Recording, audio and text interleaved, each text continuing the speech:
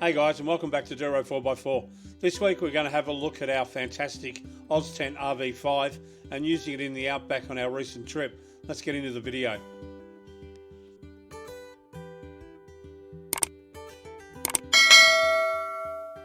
So we're travelling with our RV5 now.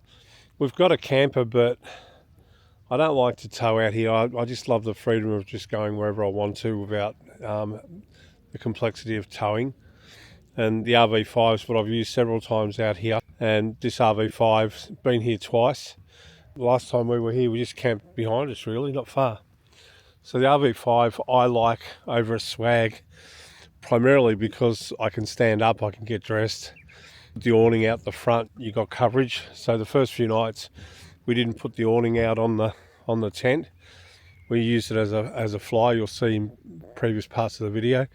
So actually use that as a fly, so we swung it back over the tent.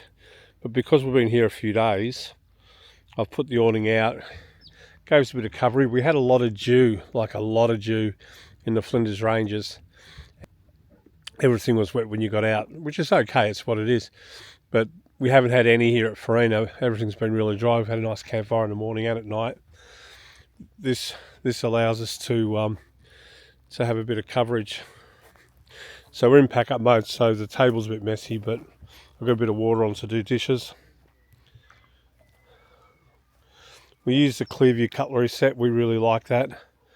We've got a really good stove in the camper, but we're using the butane canister stove for this one.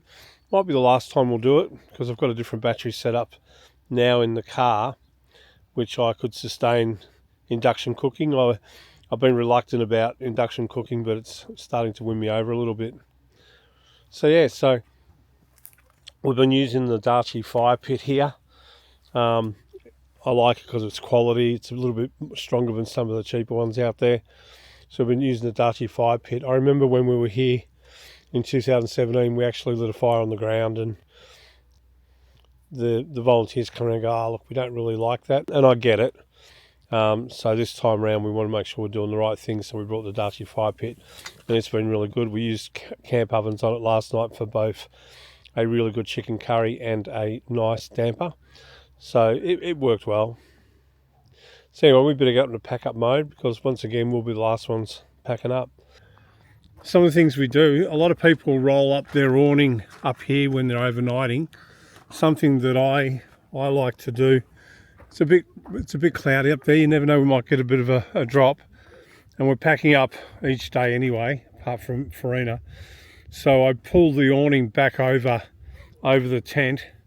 And I just put a couple of elastic straps down to the pegs to hold it in place. And that way I'm using it as a kind of fly in a way. And just some of the things we've done for travelling with a shorter roof rack and making sure that we're not putting any stress on the frame with the overhang. So one of the things we've done inside the bag is we've put a piece of timber in there. So it's fairly light, certainly not thick, but it's enough to protect the frame with the overhang, using it the way we are with our wild track. So our roof racks are relatively short, and we do have about a 500mm overhang, so I want to protect that frame. I've had this tent for a long time now, probably 10 years, and as you can see it's in really good condition, and it's been all over Australia, up and down every day in Cape York, up and down every day in the Simpson Desert on this trip, the trip we did in 2017. So it is really well and truly used. All right, let's show you dropping it down. Alrighty, beautiful.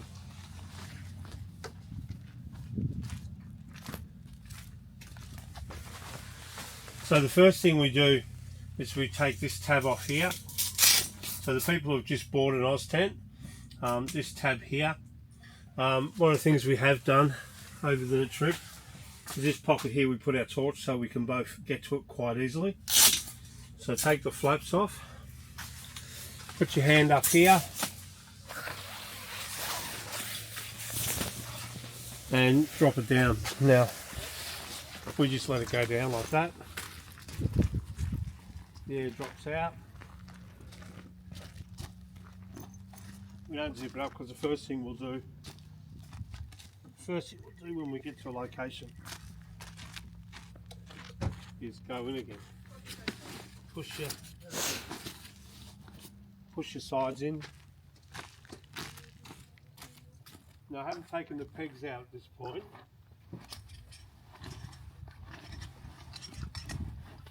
Because we're pretty much overnighting it, we've only been using 4 pegs. When we're at Farina Ruins for the 3 days, I put the 4 pegs across the back and 2 across the front.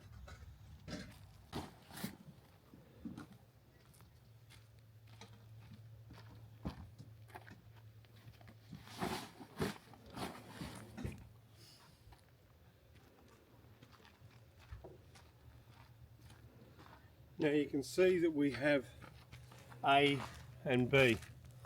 So the first thing we do is we fold in the B first, because when we unpack it, it'll be A first.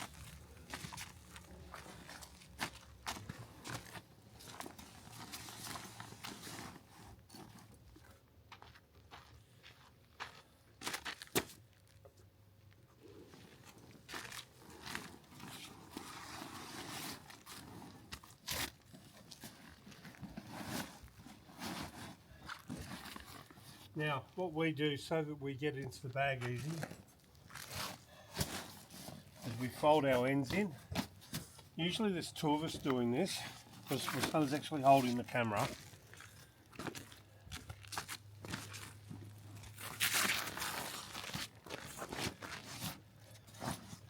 And the benefit of this means that our ends are all folded in, makes it a lot easier. The next thing we do, if we bring the rest of it over, I'm doing it single-handed, so it looks a bit awkward, but that's not too bad.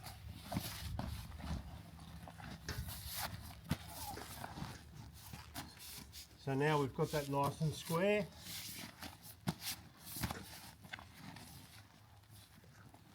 Now we pull it over like this. So that way we've got a really nice, neat tent to go in the bag. So what we'll do now is we'll put our straps. Now, while we've been travelling and we're putting the tent up daily,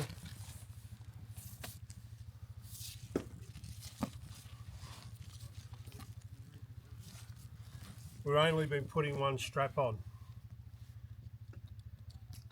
Because when you're packing up and setting up, you want speed to be a bit of an element as well. You can see there that fits nice. Can we pull it over? Now you can see our piece of board in here is protecting the frame.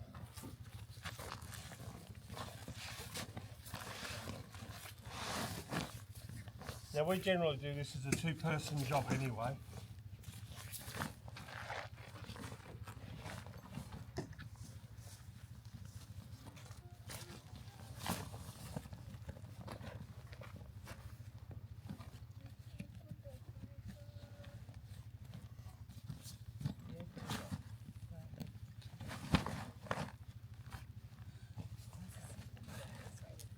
Now what we do,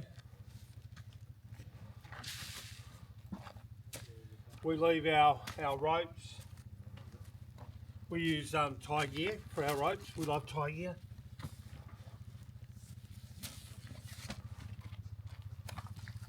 So we've got because you've got the front awning, we keep the 2 shorter poles, 2 taller poles, and my son has already put them in, I think. These are the 2 spreaders for the front awning.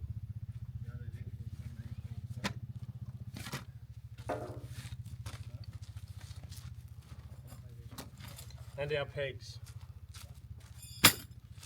So even when we pack this away in the garage, even when we pack this away in the garage, everything is always together. So you can see the zip's easy. We've watched people in camp. We've watched people in camp and they're trying to zip it up, and you can see we've got all our poles, pegs, ropes. When we pack it away at home, it's all together, but daily we've got everything as well. The frame is protected with a piece of timber, and that's our RV5. That's how we pack it up.